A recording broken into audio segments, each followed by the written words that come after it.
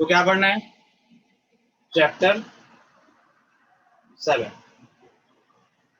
क्या है नाम इसका? Permutation and combination. बता सकते हो मुझे परम्यूटेशन का मतलब क्या होता है? क्या होता है गुड़िया? नहीं पता? परम्यूटेशन एंड कॉम्बिनेशन तो पता होगा। हाँ, जोड़ना। अच्छा चलो, तो जो आपका परम्यूटेशन और कॉम्बिनेशन है, एक्चुअली इसका मीनिंग ये है, हम एग्जैक्टली इसके वर्ड पे नहीं जाने वाले या फिर एग्जैक्टली जो है डायरेक्ट परम्यूटेशन और कॉम्बिनेशन से स्टार्ट नहीं करने वाले। स्टार्ट कहाँ से हुआ था, ये कैसे आया था, क्या रियल लाइफ में इसका यूज है, क्यों हम इसको पढ़ रहे हैं, है ना। पहली बात, परम्यूटेशन का मतलब समझ लो बस, फिर स्टार्ट करोगे। परम्यूटेशन का मतलब होता है अरेंजमेंट, ठीक है। जैसे मेरे पास एग्जाम्पल से ही स्टार्ट करते हैं, वहीं से तुम्हारा मेन स्टार्ट होता है। आपको एक ये पेन है और एक बुक है, इसका अरेंजमेंट हो सकता है ना। आप इसको ढूंढ सकते हो, खरीद सकते हो, ले सकते हो, या फिर लेने के बाद जो है पहले बुक को फिर पेन को रखोगे, फिर पहले पेन को फिर बुक को रखोगे। अरेंजमेंट होगा ना इसका, समझ आ रही ना। तो जो अरेंजमेंट होता है उसी को हम बोलते हैं परम्यूटेशन, ठीक है। अब इसको सबसे पहले हम स्टार्ट करेंगे फंडामेंटल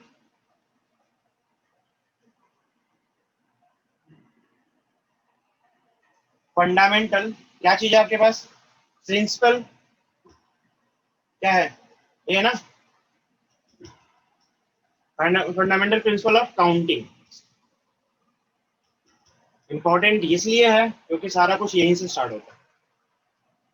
मतलब अगर आपने इसको थोड़ा बहुत तरीके से समझ लिया, थोड़ा ज्यादा कुछ नहीं, तो आपने परम्यूटेशन समझ लिया, ठीक है ना। परम्यूट करने का तरीका सीख लिया।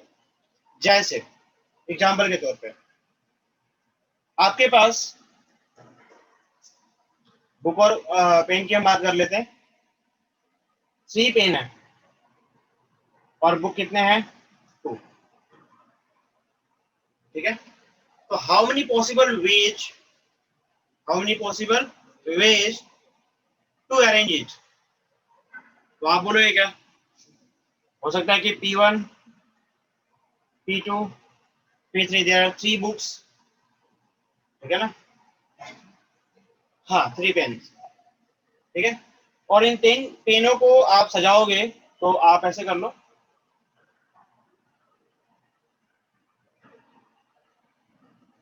One two three. ये पेन को बता रहा है। अच्छा, पेन के साथ बुक को सजा रहा है ना। हर एक के पास दो, आपके पास हर पेन के साथ दो दो और चॉइस है कि इस पेन के साथ क्या रखना चाहते हो, बुक 1 रखना चाहते हो या बुक 2 रखना चाहते हो। इसके पास भी 2 चॉइस है कि बुक 1 या फिर बुक 2। इसके पास भी 2 चॉइस है, बुक 1 या फिर बुक 2। तो इसके पास क्या पॉसिबिलिटी बनी? हो सकता है कि पेन 1 P1 B1 बने, P1 B2 बने, P2 B2 बने, P2 B1 बने, P3 B2, है ना। और P3 B1। समझ आ रही है? यानी आप जो है इन सारे तरीके से आप 3 पेन और 2 बुक्स को सजा सकते हो, अरेंज कर सकते हो, काउंट कर सकते हो, ठीक है।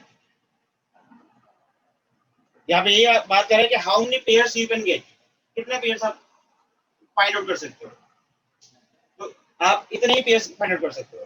आपको अगर नहीं, पहले बुक को रखा, पेन, बात तो एक ही है। आप जो अरेंजमेंट करोगे उस अरेंजमेंट में B2 को पहले लिखो या P2 को P3 को बाद में लिखो, पेयर्स तो वही है, पेयर्स तो अलग अलग नहीं हुए। समझ आ रही है ना।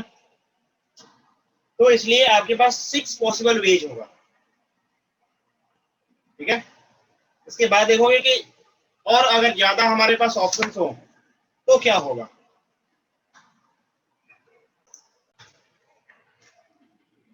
कि अगर हमारे पास ऐसे ऐसे 3 ऑब्जेक्ट्स हो,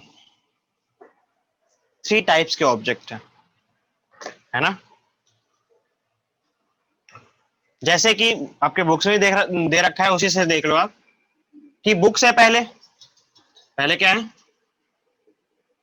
B1 and B2, there are two books, ठीक है। उसके साथ टिफिन बॉक्स है ना गुड़िया? हाँ, टिफिन बॉक्स। कितने टिफिन बॉक्स है? 3 टिफिन बॉक्स है। अच्छा एक बताओ, पेयरिंग जब बनाना स्टार्ट करोगे तो हर एक के लिए 3 टिफिन बॉक्स होगा कि नहीं होगा? होगा ना। यानी इसके पास भी 3 टिफिन बॉक्स के ऑप्शंस मिलेंगे, 1 2 3, T1 T2 और T3। इसके पास भी जो है 3 ऑप्शंस मिलेंगे, क्यों ऐसे, T1 T2 और T3। टिफिन बॉक्स के साथ साथ कुछ और भी है, वाटर बोतल भी है। 2 टाइप के वाटर बोतल है आपके पास। वाटर बोतल,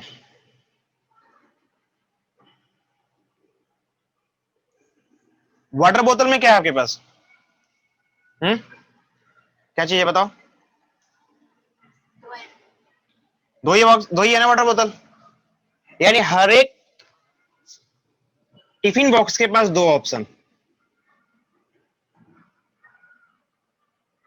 है ना।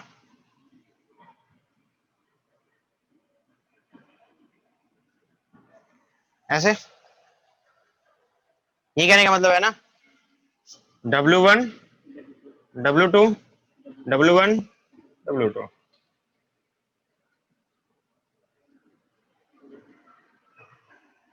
तो क्या मिलेगा? अब पेयरिंग लगाओ। अब फर्स्ट लेग को काउंट करोगे अगर आप, तो B1 T1 W1, B1 T1 W1, B1 T1 W2, B1 T1 W2, B1 T2 W1। तो ये हो जाएगा आपके पास B1 T2 W1, और फिर क्या हो जाएगा, B1 T2 W2,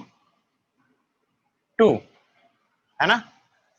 इसके साथ भी बनेगा आपके पास B1 T3 W1 और B1 T3 W, है ना, ऐसे बनेगा।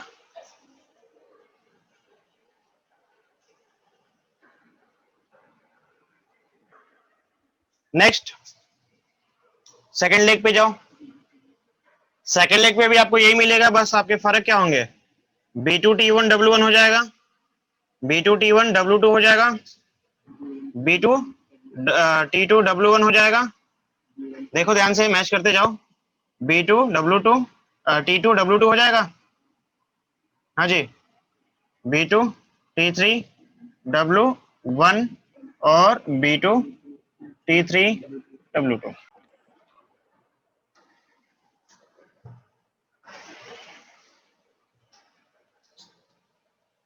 हाँ, तो इसका कंक्लूजन बताओगे मुझे, कितने आउटपुट्स मिले आपको? 1 2 3 4 5 6 टू जा 12 मिले हैं। और यहां जो है उसको देखो, 2 मल्टीप्लाई बाई 3 मल्टीप्लाई बाई 2, कितने हो गए? 12 भी है ना। यानी कहने का मतलब ये है आपके पास कि कोई एक इवेंट है जो एम टाइम हो सकता है, it may be occur M times, आ सकता है, बन सकता है, हो सकता है। और कोई दूसरा इवेंट है जो एन टाइम्स आ सकता है, एन टाइम्स हो सकता है। तो दोनों का कंबाइन जो होगा should be M into N होगा। क्या होगा वो? एम इंटू एन होगा। यही आपका स्टेटमेंट कहना चाहता है। आई थिंक ये स्टेटमेंट क्लियर हुआ आपके लिए।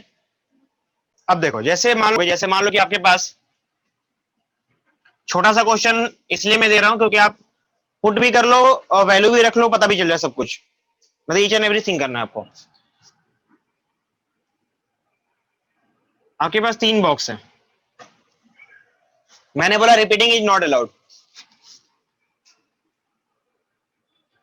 रिपीटिंग इज नॉट अलाउड, ठीक है। जब रिपीटिंग अलाउड नहीं है तो मैट को मैं कैसे कैसे सजा सकता हूं, तो पहले ऑप्शन मतलब पहले बॉक्स में रखने के लिए मेरे पास ऑप्शंस कितने हैं गुड़िया? 3 है ना, 3। सेकंड बॉक्स में मेरे पास रखने के लिए कितने ऑप्शंस है? 2। उसके बाद वाले में, इसका मतलब कि 3 multiply by 2 multiply by 1 that is 6। I have 6 ways to arrange this one. एक बार अरेंज करके देख लेते हैं हो रहा है नहीं हो रहा है। सोच तो लिया ना हमने, बस सोचने के बाद अरेंजमेंट पर करके देख लेते हैं। तो पहले वाले बॉक्स पे मैंने सोचा कि मैं एम रख रहा हूं, दूसरे वाले बॉक्स पे तो कुछ भी रख सकता हूं ना फिर, तो मैंने लिखा ए टी, पहला तो वही हो गया। दूसरा एम तो फिक्स है, अब क्या लिखूंगा? टी, टी और ए लिखूंगा, इससे ज्यादा कोई पॉसिबिलिटी नहीं है क्या?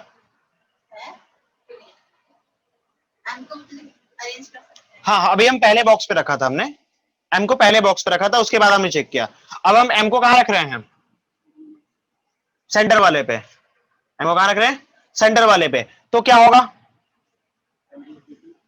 यहां पे? या तो टी या तो ए या तो एम, तो फिक्स था। अब एम को लास्ट में रख देते हैं, क्या मिलेगा? एम को लास्ट में रखा, या तो टी या तो ए या तो ए या तो, how many possibility you have? Repeating is not allowed. बात समझ में आ रही है ना? तो क्या कुछ छूटा? सपोज आपके पास जो है, मतलब बॉर्डर पे आप हो, आप बोल के तो बातें मतलब किसी को संदेश तो दोगे नहीं, अगल बगल वाले को पता चल जाएगा कि आपने क्या इंफॉर्मेशन दी है, तो आप कोड जनरेट करते हो वहां पे, ठीक है ना। तो मैंने बोला कि आपके पास फ्लैग है, क्यों? फ्लैग का भी इस्तेमाल हम कर सकते हैं ना कोड जनरेट करने के लिए, नहीं? जैसे मैंने कहीं बोला तुमसे कि अगर मैंने रेड फ्लैग और येलो फ्लैग एक साथ दिखाया, इसका मतलब खतरा है, सावधान रहो, नहीं? ऐसा हो सकता है ना, हम कोड कुछ भी बना सकते हैं। तो उसी तरीके से मेरे पास 4 डिफरेंट कलर्स के फ्लैग है, कितने हैं? और जो मैं कोडिंग कर रहा हूं, कोडिंग का मतलब मैं 2 फ्लैग्स को एक साथ दिखा सकता हूं। मैं हर बार क्या करूंगा? 2 फ्लैग्स को एक साथ दिखाऊंगा, है ना। तो मैं कह रहा हूं तुमसे कि how many codes you can generate. Now this is your question, how many codes you can generate. तो सिंपल सा फंडा है, पहले वाले बॉक्स में आप कितने कलर्स को चूज कर सकते हो, how many possible veg you have? 4, है ना। हाँ, आपके पास 4 कलर्स है, so any colour you can choose for first. Okay, जाहिर सी बात है आप कोड जनरेट करते वक्त रिपीटिंग अलाउड नहीं करोगे, क्योंकि आपके पास 4 ही फ्लैग है यार, 4 में से एक आपने दिखा दिया, तो एक आपने दिखा रहे हो यहाँ पे रेड है, दूसरा रेड कहां से दिखा दोगे? है ही नहीं आपके पास। इसका मतलब कि रियल लाइफ क्वेश्चन में आपको क्लियर दिखाई दे रहा है कि बोले या ना बोले रिपीटिंग इज नॉट अलाउड, वो आपको सिचुएशन देखना पड़ेगा। बात समझ में आ रही है ना? तो यहां पे रिपीटिंग अलाउड तो है नहीं, कंफर्म है। तो पहले वाले बॉक्स में आप 4 तरीके से फ्लैग को चूज कर सकते हो, बट सेकंड वाले ऑप्शन में फ्लैग चूज करने के बाद आपके पास 3 ऑप्शन ही हैं, क्योंकि एक खत्म हो चुका होगा, एक ऑलरेडी यूज होगा उसमें, है ना। यानी how many possible ways total finally, यानी you can generate the 12 codes, you can generate 12 codes. बात समझ में आ रही है ना? करके दिखाऊं कैसे होगा? हाँ, जैसे मान लो red, yellow, blue, green, 4 different colour के फ्लैग है हमारे पास। पहली बार आप कोई भी चूज कर सकते हो, आपने पहले रेड चूज किया, ठीक है ना। तो रेड के साथ क्या हो सकता है? येलो, रेड के साथ ब्लू, रेड के साथ ग्रीन, रेड के साथ रेड तो हो नहीं सकता, हो गया क्या? और कुछ छूटा क्या? नहीं छूटा। ओके, रेड के साथ साथ अब हम आगे येलो लेंगे, येलो के साथ रेड हो सकता है, येलो के साथ ब्लू हो सकता है, येलो के साथ ग्रीन हो सकता है। नेक्स्ट टाइम येलो के बदले हम क्या लेंगे? ब्लू, उसके साथ रेड हो सकता है, येलो हो सकता है, ग्रीन हो सकता है, नहीं हो सकता? ठीक है, ब्लू के बाद जो है हमारे पास क्या है? ग्रीन। ब्लू के बाद क्या है? ग्रीन। ग्रीन के साथ क्या हो सकता है? Yellow, red, blue. कितने हुए? तो this type of code you can generate. आपने वहां पे बता दिया कि भैया रेड येलो का मतलब खतरा, सावधान रहो। येलो और रेड का मतलब सावधान, खतरा होने वाला है, कुछ भी, है ना? रेड ग्रीन का मतलब मान लो खतरा है, लेकिन इसके बाद कुछ नहीं होने वाला, अभी है, इसके बाद नहीं होने वाला। तो आप ऐसे ऐसे कितने जनरेट कर सकते हो? 12। बात समझ में आ गई? तो क्वेश्चन समझ में आया, इसमें कोई डाउट तो नहीं है? एक्सरसाइज 7.1 क्वेश्चन नंबर 1 क्या कहना चाहता है आपसे? How many 3 digits number can be formed by using, sorry, from the digits, बात वही है, बाय यूजिंग बोलो या फिर फ्रॉम द डिजिट बोलो, 1 2 3 4 एंड 5, ठीक है ना? एज्यूमिंग दैट फर्स्ट पार्ट क्या कह रहा है? रिपीटेशन, ये बोला है ना? नॉट अलाउड है, अलाउड है? Repetition of digit is allowed.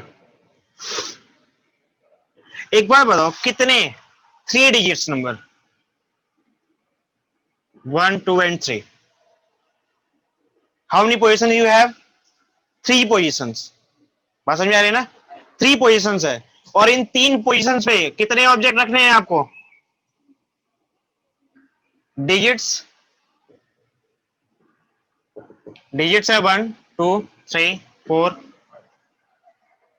5 objects, 5 digits है, ठीक है ना? पहले वाले बॉक्स को फिलअप करने के लिए how many ways you have, मतलब how many options you have? 5। Repeating allowed है, मतलब मैंने यहां क्या रखा उसको, मतलब मैं दूसरे वाले में भी उतना ही रख सकता हूं, और उसके बाद वाले में भी सेम रख सकता हूं, है ना? बात समझ में आ रही नहीं आ रही है? सो तो क्या करोगे इसके लिए?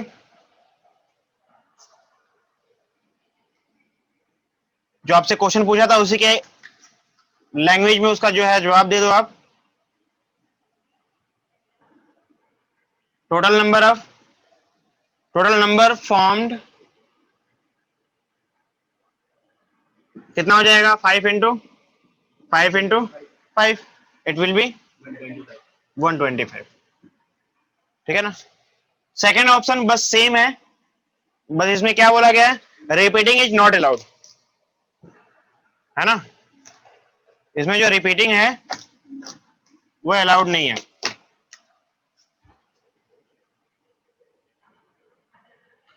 Repeating is not allowed. जब रिपीटिंग अलाउड नहीं होगा तो क्या होगा? बॉक्सेस तो अभी भी आपके पास वही है, 1 2 एंड 3। नंबर ऑफ जो डिजिट्स है वो क्या है? 1 2 3 4 एंड 5 है। रिपीटिंग अलाउड ना होने के कारण इसके पास ऑप्शन 5 है, बट नेक्स्ट वाले के पास 4 ऑप्शन है, उसके बाद वाले के पास 3 ऑप्शन है। समझ में आ रही ना? यानी टोटल नंबर्स कितने हो जाएंगे? टोटल नंबर्स फॉर्म्ड ये हो जाएंगे 5 multiply by 4 multiply by 3, that will B 60, है ना? क्वेश्चन नंबर 2 में आपसे क्या कह रहा है? डिजिट्स और नंबर में कंफ्यूज मत हो, पहले ध्यान दो आप, ठीक है? आपसे कह रहा है how many 3 digit even number है, क्या मुझे बता सकते हो कि 3 डिजिट नंबर किसे कहते हैं? 3 डिजिट नंबर किसे कहते हैं? The number which contain 3 digits, okay, it means it may be start from 00 100 and from to last 999, okay, it's fine, कोई प्रॉब्लम है? नहीं है? ये आपके बुक का पार्ट नहीं है, बट बुक के क्वेश्चन का पार्ट नहीं है, बट क्वेश्चन से रिलेट करता है। ध्यान से देखो, मैंने तुमसे बोला इवन नंबर। इवन नंबर का मतलब इवन डिजिट नहीं होता। यहां देखो, how many even digits, how many even numbers you have, the number which contain the last digit is even। जिस भी नंबर के पास यहां से लेकर यहां तक जो भी आप नंबर लिखोगे, बहुत सारे नंबर लिखोगे, इन नंबरों के बीच में जिसके लास्ट में the final contain even number, जिसके लास्ट में क्या होना चाहिए, इवन नंबर होना चाहिए, वही इवन नंबर होगा। उसके पहले से कोई मतलब नहीं है, क्योंकि अगर आपने 1 के बाद 2 लिख दिया, 1 के बाद 0 लिख दिया, 1 के बाद 6 लिख दिया, ऑल आर इवेंट्स। उससे पहले कुछ भी लिखते जाओ, आपने 3 लिखा, 4 लिखा, 2 लिखा, कुछ भी लिखा, फिर भी ये इवन है। बात समझ में आ रही है ना? तो even means it is concern about the last digit, है ना? और you can see the first ones digit, इसको वंस बोलते हो ना आप, वंस, टेंस, 100, तो ones place should be even, तो वंस प्लेस शुड बी, याद रहेगा? कोई डाउट है इसमें? अब कहानी के तरफ चलते हैं।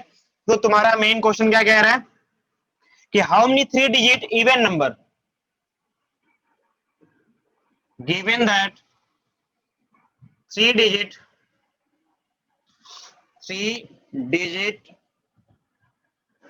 number is even, so क्या कह सकते हो, its ones place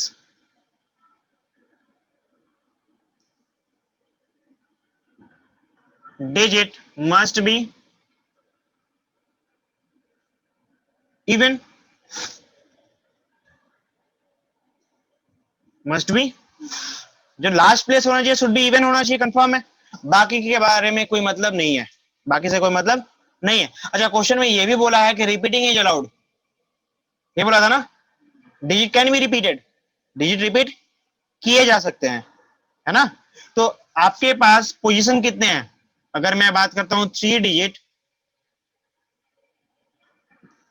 नंबर्स के, तो ये होगा आपके पास 3 डिजिट, 3 बॉक्स। क्यों बच्चे? अब इसमें एक बात बताओ, सबसे पहला काम जो आपको रिस्ट्रिक्शन डालना है वो तो पहले कर लो, पहले रिस्ट्रिक्शन डालना है ना। The important part is that, यहां पे जब भी डालोगे आपको इवन ही चाहिए और कुछ नहीं चाहिए, इवन चाहिए ना। इवन का मतलब, अच्छा डिजिट्स का कौन कौन से थे आपके पास? डिजिट्स जो है वो दिया गया है आपके पास, एक बार मार्कर देना। डिजिट्स क्या क्या है बताओ तो? 1 to 5, 1 to 6, 1 2 3 4 5 and 6।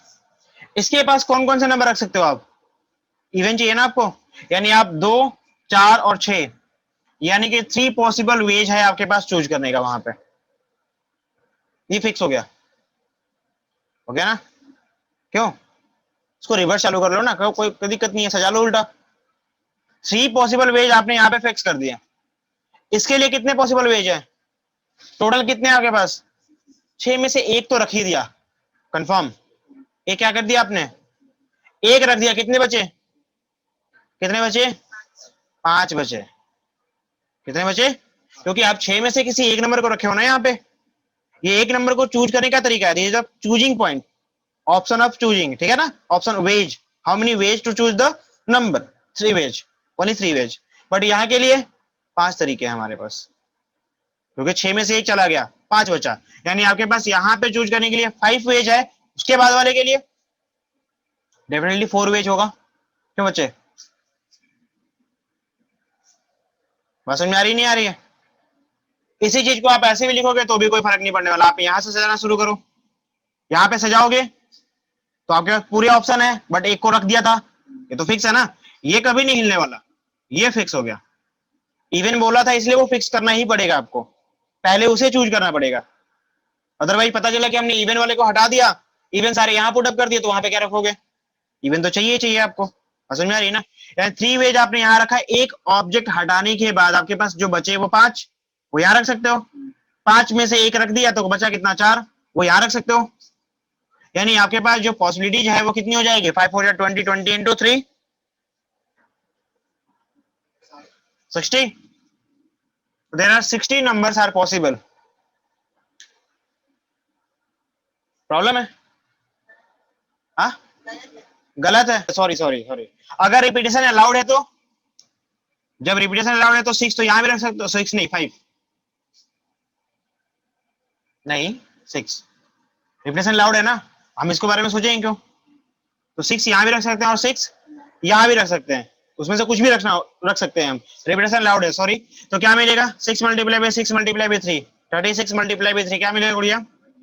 36 multiply by 3 it become 108। चलो आगे बात समझ में।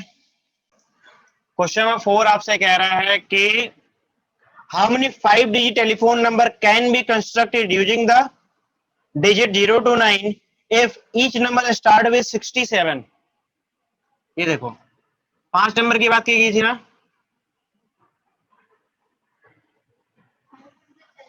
5 हो गया, 5 डिजिट टेलीफोन नंबर है, हाँ होता है। तो इसने क्या बोला है? इसने बोला है कि 6 7 तो फिक्स हो गया भाई, 0 से लेकर 9 तक के सारे डिजिट्स को आपको यूज करना है। नंबर में भी रिपीटेड, क्यों गुड़िया? क्यों नहीं बोला है उसने? अच्छा, no digit appears more than 1, एक से ज्यादा टाइम पे आप उसे यूज नहीं कर सकते, है ना। तो इसका मतलब ये हुआ, क्या हुआ इसका मतलब? हाँ, कहने का मतलब ये होगा ना, रिपीट नहीं कर सकते। चलो, तो आपके पास जो मेन पर्पस है वो तो बस ये 3 वर्ड्स लेटर्स का है, 3 डिजिट्स का है, बाकी आपका 2 काम तो फिक्स है, तो उसमें आप कुछ करना ही नहीं है। 67 से स्टार्ट तो होना ही होना है, भरो फिर। क्या रख सकते हो आप इसमें जो है पूरे 9 लेटर रख सकते हो, 9 के बाद 8, 8 के बाद 7, डेफिनेटली आप यही काम करोगे, है ना। और यहां पे क्या है? 1 1, बस एक ही चांस था ना, इसके लिए एक ही चांस था हमारे पास, इसके लिए एक ही चांस था, नो अदर चांस। क्या मिला? देखा, मल्टीप्लाई करो, आंसर निकाल के बताओ मुझे क्या आया। एक चीज पे हमने ध्यान नहीं दिया, यहां 6 और 7 तो खत्म हो गया ना, आपको इसे दोबारा यूज तो करना नहीं है, करना है क्या? Now you have only 7 option इसको भरने के लिए, है ना। और उसके बाद वाले के लिए 6, उसके बाद वाले के लिए, बात समझ में आई? क्योंकि यहां से एक तो हट गया था ना, और यहां से भी एक, तो 2 ऑप्शन तो आपसे खत्म, 2 लेटर्स तो खत्म। जो लेटर बचे हुए हैं आपके पास, कितने बचे हुए हैं? 7 लेटर्स बचे, 7 नहीं यार, ये टोटल कितने होते हैं? 10 हो गए ना लेटर्स, फिर से गड़बड़ कर रहे हैं हम, पूरे 10 लेटर होते हैं, 10 में से 2 लेटर कम कर दिया, कितने बच गए? 8 लेटर बचे हुए हैं, 8 फिर 7 फिर 6, now this is your answer, ठीक है। This become 336 telephone number can be generated using this formulation. यहां पे क्या लिखोगे? ये आपका कोड है, बोला था ना इसने, this is the starting number, ये फिक्स है, आप ऐसे लिख देना यहाँ पे कि फिक्स्ड, ये क्या है? फिक्स्ड है। और यहां पे क्या लिखोगे? Total digits 0 to 9 equal to 10, total digits कितने हो गए? 10 हो गए। सो नंबर ऑफ, क्या पूछा था आपसे? How many telephone number, total telephone number equal to this one. A coin is toss 3 times, एक कॉइन को क्या किया गया है? 3 टाइम्स उछाला गया है ना। तो 3 टाइम्स का मतलब आप ऐसे कर लो ना, 3 बॉक्स बना लो, ठीक है। कॉइन को उछाला जा रहा है, तो चांसेस क्या हो सकते हैं? The record will be recorded, जो भी रिकॉर्ड है वो रिकॉर्ड कर दिया गया है। फिर कह रहा है कि how many possible outcomes are there, कितने पॉसिबल आउटकम्स हैं? हालांकि ये पॉसिबल आउटकम्स आपने पहले भी पढ़ लिया है, ठीक है ना, लेकिन हम इसको यहाँ पे करने वाले हैं, इस मेथड से करने वाले हैं, है ना। एक बार बताओ,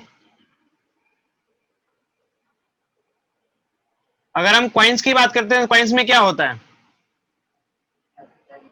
कंटेन हेड एंड टेल, या तो वो हेड होता है या तो टेल होता है, क्यों बच्चे। तो जाहिर सी बात है, अगर आप उसको एक बार उछालोगे तो या तो हेड आ सकता है या तो टेल आ सकता है, यानी कि there are two possible ways. क्यों, इसके पास भी वही है, दो पॉसिबल तरीके हैं, कुछ भी आ सकता है। और यहां भी आपके पास ऐसा तो नहीं है ना कि इस बार हेड आ गया तो दूसरी बार टेल ही आएगा, नहीं, ऐसा कुछ कह नहीं सकते। क्यों बच्चे, आपके हिसाब से तो यही होगा ना कि यहाँ पे हेड होगा, टेल भी आ सकता है, हो सकता है पहले वाले में टेल आया, दूसरे वाले में हेड आए, टेल भी आ सकता है, फिक्स नहीं है, मतलब पहला दूसरे पे डिपेंडेंट नहीं है। तो there are these number of total outcomes, तो total outcomes equal to 2 into 2, that will be कितना होगा गुड़िया, 8। देखो क्या है क्वेश्चन में, कह रहा है आपके पास 5 फ्लैग्स हैं, number sorry, number of flags कितने हैं, वो है 5, और कितने फ्लैग रिक्वायर्ड है जनरेट करने के लिए सिग्नल को, number of flags required for generate signal, कितने हैं, बस 2 फ्लैग्स चाहिए आपको। तो जब 2 फ्लैग्स चाहिए और आपके पास टोटल पॉसिबल फ्लैग्स कितने हैं, 5, तो जाहिर सी बात है एक बार में अगर एक फ्लैग को ले लिया तो यूज हो गया, बाकी बचे कितने, यानी आप पहले वाले को चूज करते वक्त आपके पास 5 ऑप्शन है, लेकिन सेकंड वाले को चूज करते वक्त आपके पास मात्र 4 ऑप्शन है। तो टोटल नंबर ऑफ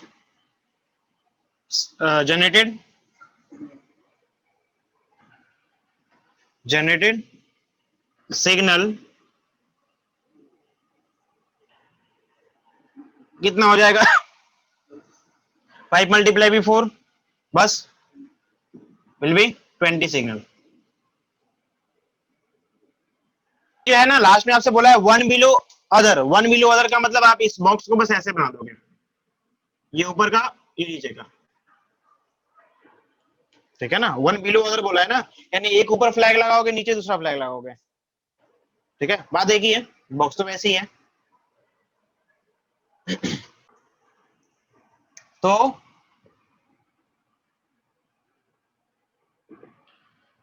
परमुटेशन का मीनिंग क्या निकला, इस पूरे कंक्लूजन से आपको क्या मिला मीनिंग, इसका मीनिंग ये मिला कि अगर आपके पास n नंबर ऑफ ऑब्जेक्ट्स हैं, क्या है, n नंबर ऑफ ऑब्जेक्ट्स हैं, तो उसको कितने तरीके से सजाना है